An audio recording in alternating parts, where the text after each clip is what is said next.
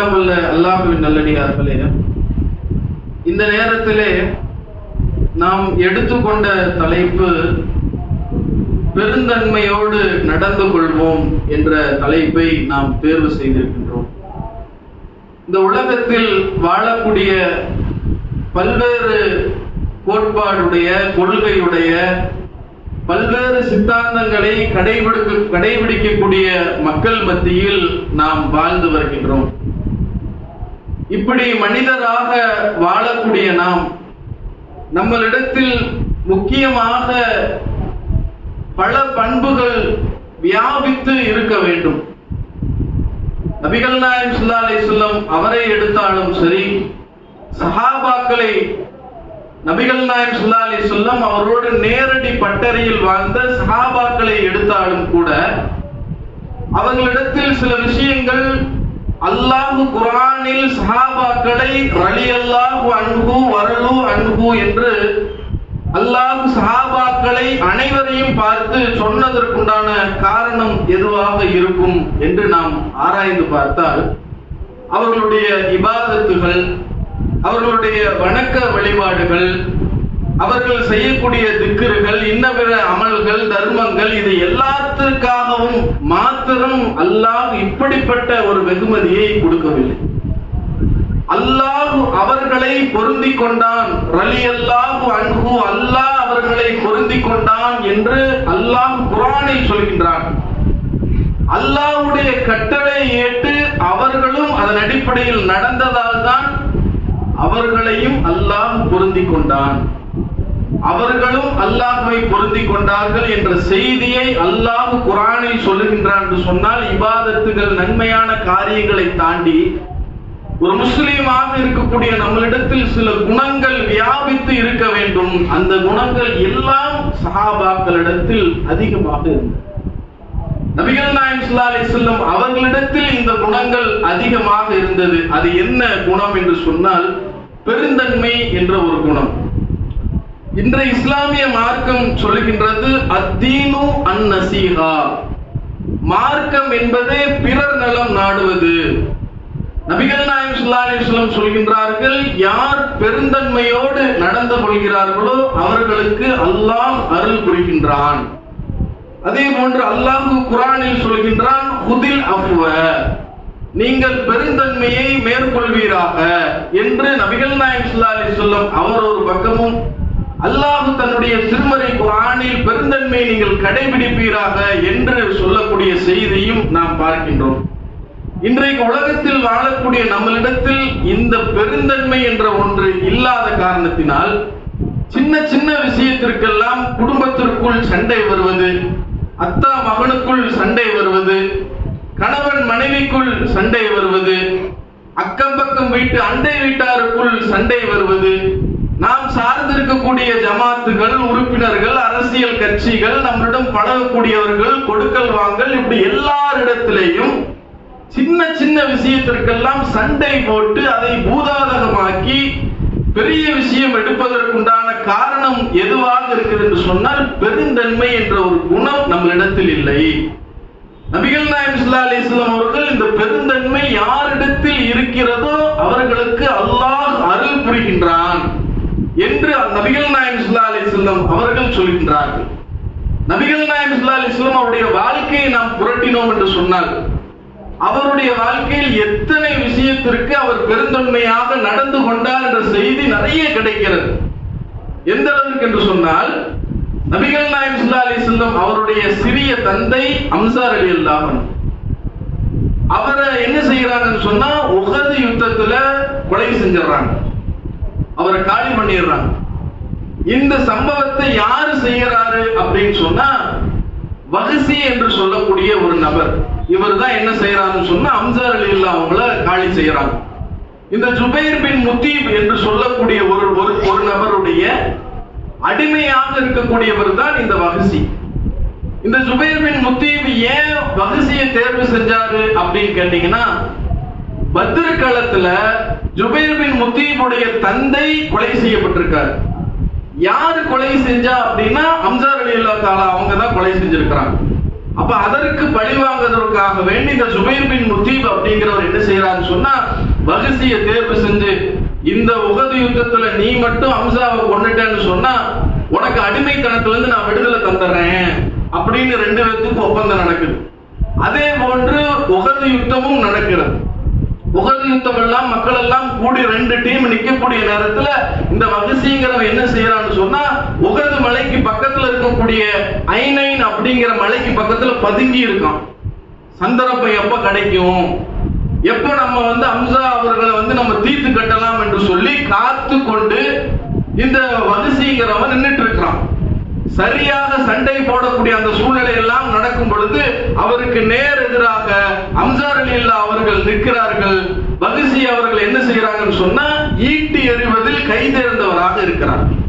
அவர் என்ன செய்யறாரு, சரியாக குறிபார்த்து ஹம்சா ரலியல்லாஹு அவரை நோக்கி அந்த ஈட்டியை விடுகின்றார். அந்த ஈட்டி என்பது அவருடைய மர்மஸ்தானத்திற்குள் நுழைந்து பித்தட்டு வழியாக வெளியே வருது. அவ்வளவுதான், அவருடைய கதை முடிஞ்சிருச்சு.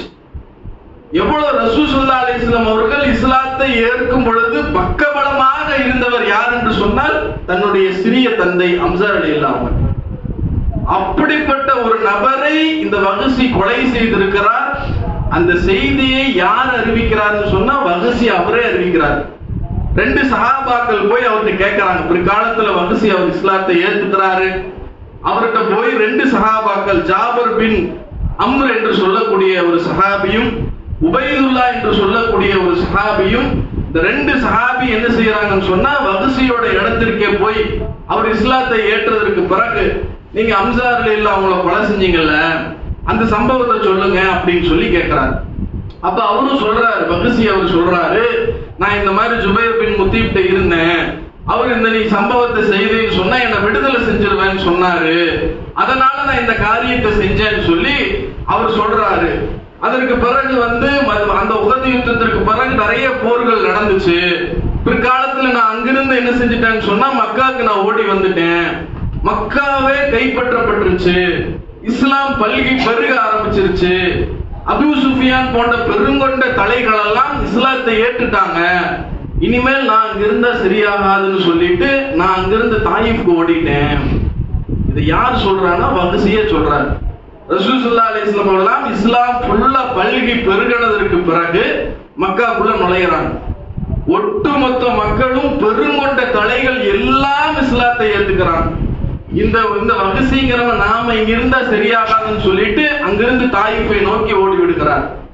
ஒரு கட்டத்துல ரசூல் ஸல்லல்லாஹு அலைஹி வஸல்லம் அவர்கள் ஒரு காலகட்டத்தில் தாயிஃபை நோக்கி அந்த மக்களை சந்திப்பதற்காக வர்றாங்க. அப்ப அந்த மக்கள் எல்லாம் சொல்றாங்க, நீங்க போங்க, ரசூலா ஒண்ணும் செய்ய மாட்டாங்க, தூதுக்குழுவோடு போங்க, ஒண்ணும் செய்ய மாட்டாங்க அப்படின்னு சொல்லி தூதுக்குழுவோடு வகசி அவர் என்ன செய்யறாரு, ரசூல் ஸல்லல்லாஹு அலைஹி வஸல்லம் அவரை சந்திக்கிறார். ரசூல் ஸல்லல்லாஹு அலைஹி வஸல்லம் அவர்கள் தாயிஃப் நகரை சந்தித்த உடனே தூதுக்குழு டீம் அப்படியே வருது. வகசியும் வர்றார். ரசூல் ஸல்லல்லாஹு அலைஹி வஸல்லம் பார்த்து விட்டு சொல்றார், நீ வகசி தானே?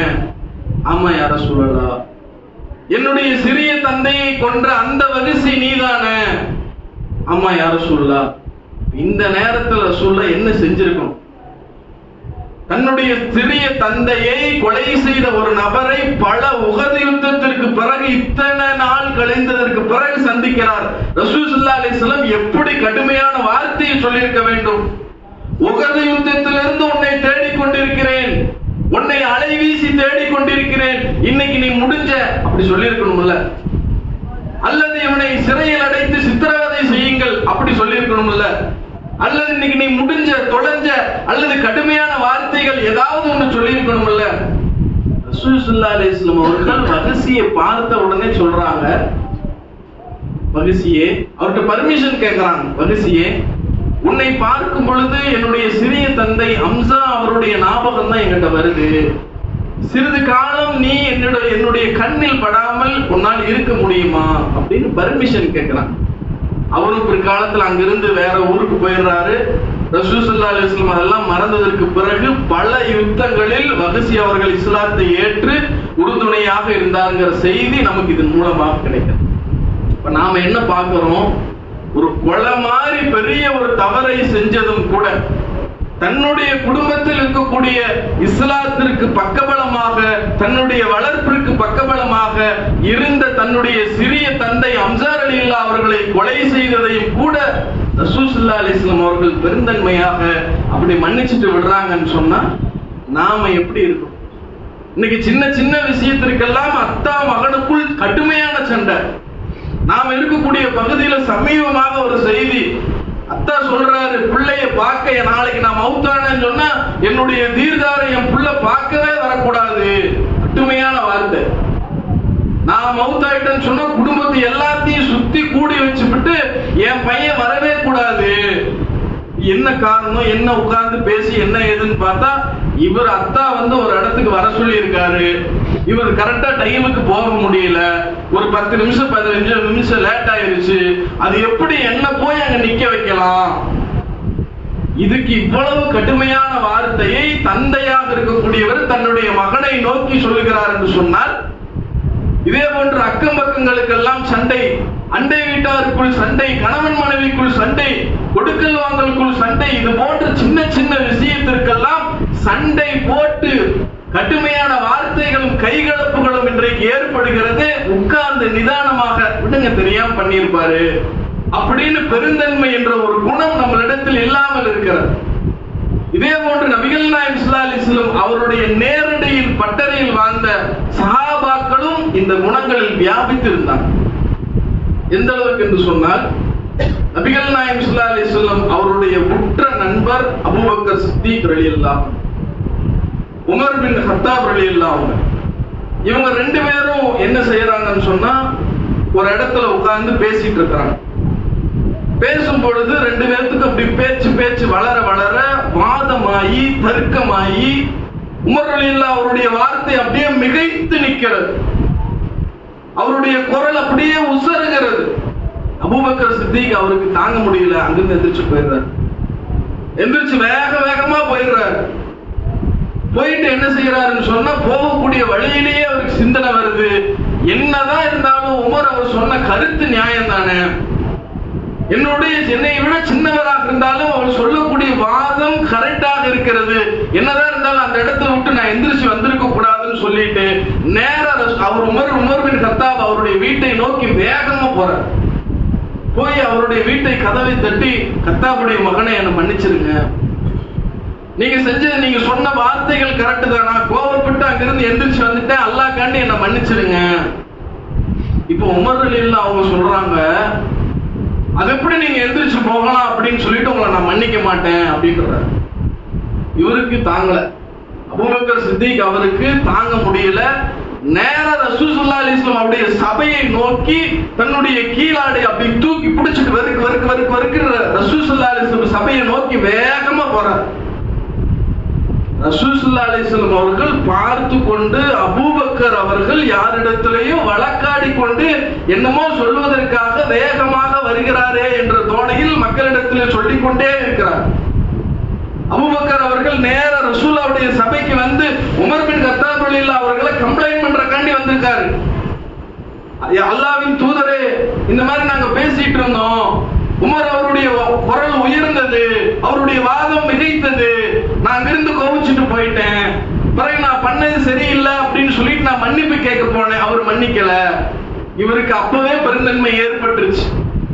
பெருந்தன்மை ஏற்பட்டு மன்னிப்பு கேட்பதற்காக வேண்டி போறாரு, அவர் மன்னிக்கல. இவர் ரசூலுல்லாஹ்ட்ட சொன்ன உடனே ரசூல் ஸல்லல்லாஹு அலைஹி வஸல்லம் அவர்கள் முகம் சிவந்தவராக அப்படியே பார்த்து கொண்டிருக்கிறார். பின்னாடி உமர் பின் கத்தாப் அவர் என்ன செய்யறாரு, என்னதான் இருந்தாலும் ரசூல் ஸல்லல்லாஹு அலைஹி வஸல்லம் உற்ற நண்பர் வீடு தேடி வந்து மன்னிப்பு கேட்டிருக்காரு, நம்ம மன்னிக்காம விட்டுட்டோமேன்னு சொல்லி அவர் திரும்பி பெருந்தன்மை, அங்க பெருந்தன்மை இங்க பெருந்தன்மை, மாறி மாறி பெருந்தன்மை. பின்னாடி அவர் உமர் பின் கத்தாப் அவர் வர்றாரு, ரசூல் ஸல்லல்லாஹு அலைஹி வஸல்லம் அவர்கள் அப்படியே முகம் சிவந்தவராக அப்படியே நின்னுட்டு இருக்காரு. அவர் என்ன கம்ப்ளைண்ட் பண்ண வந்த அபூபக்கர் சித்திக் ரசூல் ஸல்லல்லாஹு அலைஹி வஸல்லம் உடைய கையை பிடிச்சு, அல்லாஹ்வின் தூதரே, என் மேலதான் தப்பு, நான் தான் வந்து அந்த இடத்துல நான் கோபப்பட்டுட்டு போயிட்டேன், இந்த உமரை நீங்க ஒண்ணும் பேசிடாதீங்கன்னு கம்ப்ளைண்ட் பண்ண வந்தவரு, உமர் ரலியல்லாஹு அவங்கள கம்ப்ளைண்ட் பண்ண வந்தவர் ரசூல் ஸல்லல்லாஹு அலைஹி வஸல்லம் முகத்தை பார்த்த உடனே அபூபக்கர் சித்திக் கையை பிடிச்சிட்டு சொல்றாரு, என் மேலதான் தப்பு, நான் தான் மிக பேசிட்டு நான் தான் கோவப்பட்டு அங்கிருந்து கிளம்பிட்டேன், அவரை நீங்க ஒன்னும் பேசிடாதீங்க. உமர் ரலியல்லாஹு அவங்க அந்த சபைக்குள்ள வர்றாங்க. ரசூல் ஸல்லல்லாஹு அலைஹி வஸல்லம் சொல்றாங்க, மக்களே, இந்த அபூபக்கரை நீங்கள் மன்னிக்க மாட்டீங்களா? இந்த அபூபக்கர் யார் தெரியுமா? ஆரம்பத்தில் நான் இஸ்லாத்தை ஏற்ற பொழுது முதலிலே என் கூட ஏற்ற இஸ்லாத்தை ஏற்ற என்னுடைய நண்பர் இவர். அவரை நீங்க மன்னிக்க மாட்டீங்களா? இந்த அபூபக்கரை நீங்கள் மன்னிக்க மாட்டீங்களா என்று சொல்லி வானை நோக்கி கையை உயர்த்தி, அல்லாஹ் அபூபக்கரை மன்னிக்கட்டும், அல்லாஹ் அபூபக்கரை மன்னிக்கட்டும், அல்லாஹ் அபூபக்கரை மன்னிக்கட்டும் என்று சொல்லி 3 முறை நபிகள் நாயகம் ஸல்லல்லாஹு அலைஹி வஸல்லம் சொல்றாங்க. அந்த செய்தியை அறிவிக்கக்கூடிய அபூ தர்தா ரலியல்லாஹு அன்ஹு சொல்றாங்க, பிற்காலத்துல இந்த செய்தியை சொன்ன உடனே ரசூல் ஸல்லல்லாஹு அலைஹி வஸல்லம் அவர்கள் இந்த செய்தியை கேட்ட அத்தனை சஹாபாக்களும் இதற்கு பிறகு அபூபக்கர் சித்திக் அவருடைய மனம் நோகும்படி யாருமே பேசினதில்லை, யாருமே அவரிடத்தில் அப்படி நடந்ததில்லை அப்படின்னு சொன்னா இந்த செய்தியில் நமக்கு கிடைக்கக்கூடிய பாடம் என்ன? அவர் கோபப்படுறாரு, இவர் போறாரு பெருந்தன்மை, மன்னிப்பு கேட்கிறாரு, அவர் மன்னிக்கல, திரும்பி அவர் வர்றாரு பெருந்தன்மை, கம்ப்ளைண்ட் பண்ண வர்றாரு, அவருடைய முகத்தை பார்த்துட்டு அல்லாஹ் தூதரே அவர் விட்டுருங்க, பெருந்தன்மை பெருந்தன்மை பெருந்தன்மை பெருந்தன்மை மாறி மாறி ஏற்படுது. நம்ம இடத்தில் இப்படி இருக்கிறதா? சின்ன சின்ன விஷயத்திற்கெல்லாம், சின்ன சின்ன பேச்சுக்களுக்கெல்லாம் அதை பூதாகமாக்கி பெருசாக்கி கேவலப்படுத்தி அசிங்கப்படுத்தி இதையெல்லாம் நாம் செய்கின்றோமே, இது எவ்வளவு பெரிய ஒரு மோசமான விளைவுக்கு போகுது. சண்டை போட்டு அடிச்சு உடைச்சு பேசி வார்த்தைகள்லாம் கொட்டதுக்கு அப்புறம் நம்ம அப்படி பேசி இருக்க கூடாது, நம்ம அப்படி பண்ணி இருக்க கூடாது, இவ்வளவு பெரிய விளைவுக்கு இன்னைக்கு உட்கார்ந்து தள்ளிட்டோமே, நம்மளால இது ஏற்பட்டுருச்சு, நம்ம அந்த ஒரு 5 நிமிஷம் அந்த கோபத்தை கட்டுப்படுத்தி இருந்தா, கோபத்தை வென்று முழுங்கணுங்கிறாங்க மார்க்கம் நமக்கு சொல்லுது.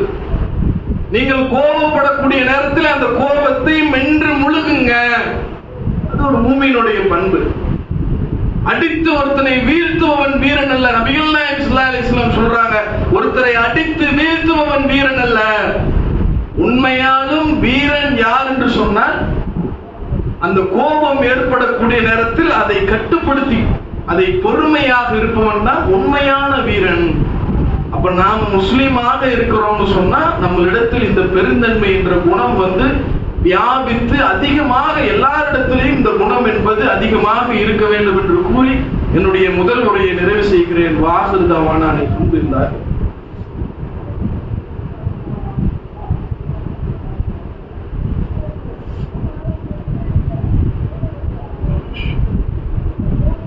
அல்ஹம்துலில்லாஹ் அல்ஹம்துலில்லாஹ் ரப்பில் ஆலமீன்.